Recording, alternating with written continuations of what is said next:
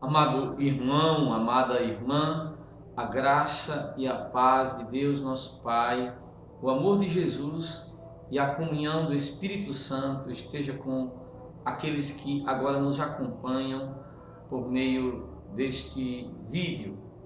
Ele pretende ser uma pequena reflexão que possa nos fazer entender a importância, o valor e a grandeza da Virgem Maria para a fé cristã. Veja, quando nós falamos de Deus, nós atribuímos ao Senhor diversos títulos, né? Nós damos ao Senhor diversas invocações. Por exemplo, quando falamos de Deus, por vezes nós falamos dele como sendo o rei, o Melech, o Basileus. Por vezes nós falamos de Deus como juiz. Nós nos referimos também a Deus como sendo o Criador. Existem inclusive aqueles que, referindo-se a Deus, o denominam de arquiteto, por exemplo. Não faz parte do vocabulário cristão, mas sabemos que existem aqueles que chamam, por exemplo, Deus de arquiteto. Eu diria que existe uma expressão que normalmente nós não atribuímos a Deus, mas eu penso que seria justo nos referirmos a Ele deste modo. Veja, não é comum, mas nós poderíamos dizer que Deus, na verdade, é um grande artista. E você poderia me perguntar, mas Frei, por que podemos nos referir ou poderíamos denominar Deus de o grande artista? Artista, nós sabemos, é aquele que produz arte, que produz beleza. Na verdade, a arte quer dizer a ação de produzir beleza. Muito bem, pois bem, se arte significa produzir beleza, Deus, sem sombra de dúvida, é artista. E baseado em que eu posso denominar o Senhor nosso Deus de o grande artista? Veja, quando nós pegamos as Sagradas Escrituras, por exemplo, no livro do Gênesis, que nós nos deparamos com o relato da criação, nós percebemos que o relato da criação possui uma certa ordem. Veja, se nós pegarmos o primeiro dia da criação, no primeiro dia da criação se diz, no capítulo 1, versos 3 de Gênesis, diz assim: Disse Deus, haja luz, e houve luz. Deus viu que a luz era boa, e Deus separou a luz das trevas, e Deus chamou a luz dia e as trevas noite. Veja, se nós observarmos esse esquema da criação, ou mesmo nos dias subsequentes, o relato existe sempre uma ordem, uma forma. Primeiro existe o comando de Deus. Deus disse. Depois existe a execução daquilo que Deus ordenou, disse, e foi feito. Via de regra, o passo seguinte consiste em denominar, dar nome àquilo que foi criado. E por fim, existe uma avaliação e a identificação do dia da criação em questão. Eu gostaria de chamar a atenção, sobretudo, para o fato de que a cada obra criada, no quarto passo deste esquema, nós temos uma avaliação daquilo que foi feito. E via de regra se diz assim: Deus viu que era bom. Veja, se nós pegarmos este mesmo texto no original hebraico, não é? Nós veremos que exatamente neste quarto passo do esquema da criação, via de regra se diz assim: que tov.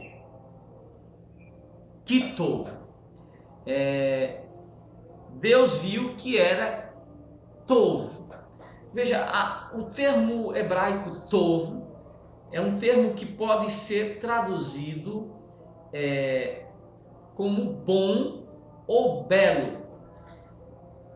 Veja, no esquema do relato da criação, quando Deus está criando, quando Deus está realizando sua obra criadora, é curioso que se traduza tov por bom, porque quando Deus cria, eu penso que bom denota uma avaliação do tipo moral.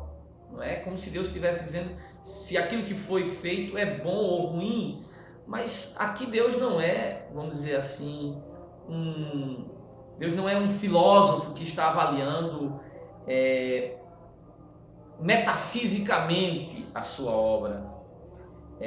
Deus não é um filósofo que está vendo se a sua obra é ontologicamente boa ou ontologicamente ruim. Então, qual é a ação de Deus aqui? É mais uma avaliação, poderíamos dizer, estética. E Deus viu que era belo, né? Deus aqui, eu penso que a traduzir a expressão tov por belo é mais do que justo, porque ele está criando, não é? E de uma obra criadora, eu penso que se impõe mais uma avaliação estética do que mesmo ontológica ou mesmo moral, se é moralmente bom ou ruim. Eu não penso que seja o caso de avaliar a criação do ponto de vista moral ou mesmo ontológico. Aqui eu diria que é mais uma avaliação estética. E Deus viu que era tov. Tov, como já dissemos, pode ser traduzido por bom ou belo. Penso que aqui não é comum, pessoalmente não encontro em nenhum texto, nenhuma tradução a expressão e Deus viu que era belo, mas eu penso que nós podemos, em uma reflexão, colocar nesses termos. E Deus viu que era belo. Veja, se nós dizemos que Deus é o grande artista, aquele que cria fundamentalmente a beleza, cria o belo, e nós sabemos o quão importante é a beleza, né? Tem até aquele escritor russo, Dostoiévski, que diz: a beleza salvará o mundo. De fato, a beleza é importante. Se Deus é um artista, o criador do belo, é importante identificarmos qual é a sua obra-prima. Veja, todo artista possui uma obra-prima, né? Quem não diria, por exemplo, que a obra-prima, a Capela Sistina é uma obra-prima de Michelangelo, não é? Quem não diria que a Nona Sinfonia é a obra-prima de Beethoven? Enfim, todo artista possui aquela obra que é a expressão máxima da sua capacidade criadora. E se Deus é esse artista que cria, qual é, pois, a sua obra-prima? Veja, quando nós examinamos as Sagradas Escrituras e vendo o esquema da criação, vendo que após que a ação criadora é constituída pelo menos de 4 ou 5 passos, né? A ordem divina, a realização dessa ordem, a nomeação daquilo que foi criado, a avaliação daquilo que foi criado e, por fim, a identificação do dia da criação em questão. Quando chega exatamente no 6º dia, a avaliação de Deus é quando ele cria o homem. O termo hebraico é tov meod. Tov meod. No capítulo 1, versos 31, a Escritura nos diz que Deus, avaliando a obra criada, a qualificou de tov meod, isto é, de muito belo, de muito bom, de maravilhoso. Isso aqui é importante para nós, porque no esquema da criação, no esquema criador de Deus, a obra-prima de Deus é exatamente o homem. Veja, mas Deus foi criando todas as coisas e tudo que Deus criou é belo, é bonito. Mas hoje, sobretudo num período marcado por aquele fenômeno que nós chamamos de poluição. Imagine, Deus criou o rio, e o que foi que aconteceu com o rio? Os homens poluíram os rios, né? Os homens destroem as nascentes. Nós vemos Deus que criou o mar, a terra. Nós vemos a destruição da própria terra pela ação poluidora do homem. De fato, um espaço poluído é, de fato, um espaço feio, né? As coisas que vão sendo corroídas pela ação da poluição, a gente tem a poluição sonora, que destrói a beleza do som, né? Nós temos a poluição atmosférica. No que diz respeito ao homem, no que diz respeito à natureza, nós diríamos que existe esse tipo de poluição. Mas no que diz respeito a esta obra, a este elemento criado por Deus tão belo, o mais belo de todos, o homem, o que foi que poluiu, isto é, o que foi que degenerou a beleza do homem? As Escrituras nos dizem que foi exatamente o pecado. O pecado destruiu, comprometeu essa obra criada por Deus, que é o homem. A obra-prima de Deus, que é o homem. Mas observem bem, Deus não desiste, né? Deus não desiste de sua obra. Deus continua a sua ação como um artista que ama a obra criada. Deus ama a sua criação e, de modo especial, ama o homem, que é a sua obra-prima. E, de fato, quando nós examinamos as Escrituras e nós pegamos, por exemplo, Lucas, no capítulo 1, versos 28, quando o anjo se apresenta à Virgem Maria, o anjo diz assim: Haire, que haritomene, roquirias metasu, alegra-te, agraciada. Veja, depois do pecado, depois da queda dos nossos primeiros pais, as Escrituras nos dizem que o homem pecaram e foram privados da graça de Deus. Foram privados daquela comunhão com Deus, privados daquela beleza primordial, daquela beleza original, daquela beleza da fonte. E de fato, quando o anjo se refere a Maria, o anjo diz: alegra-te, que haritomene. É curioso essa expressão que haritomene, porque se trata de um passivo. Nós chamamos em teologia de passivo divino, quer dizer, o anjo qualifica Maria de agraciada. Enquanto os homens no pecado são sem graça, são privados da graça, Maria é agraciada. O que isso significa? Isso significa que Maria foi preservada do pecado.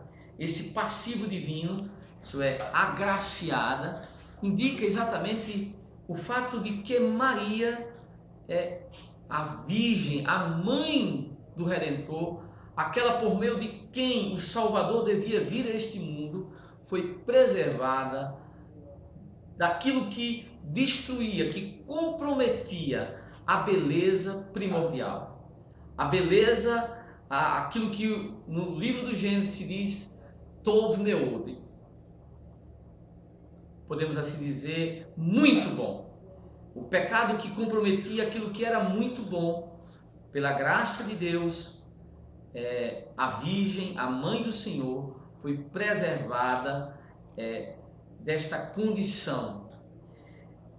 É importante dizermos isso. Veja, na piedade cristã, na piedade católica, quando se esculpem uma imagem da Virgem, quando se pinta um quadro da Virgem, ela é pintada toda bela. E de fato, nós dizemos em latim, tota pulcra, toda bela. De fato, Maria é toda bela. E por que é toda bela? Porque ela é sem pecado, ela é a Imaculada Conceição, concebida sem pecado. De fato, irmãos, nós vemos e vivemos numa sociedade onde boa parte dos investimentos das pessoas são investimentos no campo, podemos dizer, da estética, né? Se nós andamos em nossas cidades, talvez os salões de beleza, talvez os salões onde as mulheres se preparam, se pinta o cabelo, se faz maquiagem, são muito mais cheios do que mesmo muitas igrejas, muitas comunidades, né? As pessoas têm uma preocupação, as pessoas querem ser belas, né? As mulheres perseguem a beleza. Bom, nada de errado nisso. Porém, o que torna um homem e uma mulher feio, que compromete a beleza, não é tanto uma questão estética, mas é sobretudo uma questão moral, né? O pecado, né? De fato, uma pessoa pode ter feito muitas cirurgias plásticas, uma pessoa pode ter sido cuidado esteticamente, frequentado salões de beleza, mas se esta pessoa está no pecado, esta pessoa é feia, né? De fato, como é feio, por exemplo, quem eu diria que é feio um homem, uma mulher que mente, como é feio roubar, como é feio mentir, como é feio adulterar, como é feio se prostituir, como é feio prometer e não cumprir, ser infiel à própria palavra, como é feio ser desonesto, como é feio, podemos assim dizer, o egoísmo, não é? De fato, o pecado é que torna o homem, que priva o homem de sua beleza. Portanto, amados irmãos, se hoje alguém nos perguntássemos, mas e então, qual é a obra-prima de Deus? Deus é o grande artista, Deus é o grande, podemos assim dizer, criador de beleza. Então, se Deus é o grande artista, qual é a sua obra-prima? Qual é a sua, como dizem os italianos, qual é o seu capolavoro? Muito bem, sem sombra de dúvida, nós podemos dizer que de todas as obras, de toda a sua criação, a obra-prima é a Virgem Maria. Ela é tota pulcra, como diz a piedade cristã, aquele belo canto latino, tota pulcra est Maria. Sim, Maria é toda bela. Maria é a obra-prima do Criador. Pela graça de Cristo, pela graça do Senhor, Maria foi preservada do pecado. Nós católicos cremos nisso. Nós católicos louvamos, e é exatamente por isso que o anjo, referindo-se a Maria, diz que ela é queraritomene, ela é agraciada. Agraciada porque foi preservada do pecado. Agraciada porque, uma vez preservada do pecado pela graça de Cristo, Maria também foi e se tornou a mãe do Senhor. É claro que aquele que vinha tirar o pecado do mundo, aquele que é, sem sombra de dúvida, o Redentor que tira o pecado no mundo, não podia vir a esse mundo de um vaso de pecado, mas sim de um vaso purificado em previsão aos méritos de Cristo. Por isso, amados irmãos e irmãs, de fato, nós devemos e podemos, com toda a autoridade que a palavra de Deus nos dá, bendizer e louvar a Deus pelas maravilhas que Ele realizou na Virgem Maria. Aquele versículo da Bíblia que diz em Lucas: todas as gerações me chamarão de bem-aventurada, é exatamente esta realidade que está em questão. Nós dizemos que Maria é bem-aventurada, ela é bendita entre as mulheres, não só entre as mulheres, mas entre todos os homens, porque ela foi agraciada pelo Senhor. Ela é, sem sombra de dúvida, a tota pulcra. Maria é a obra-prima do Criador. Que Deus nos ajude e que Deus nos dê a capacidade de contemplar a sua obra na Virgem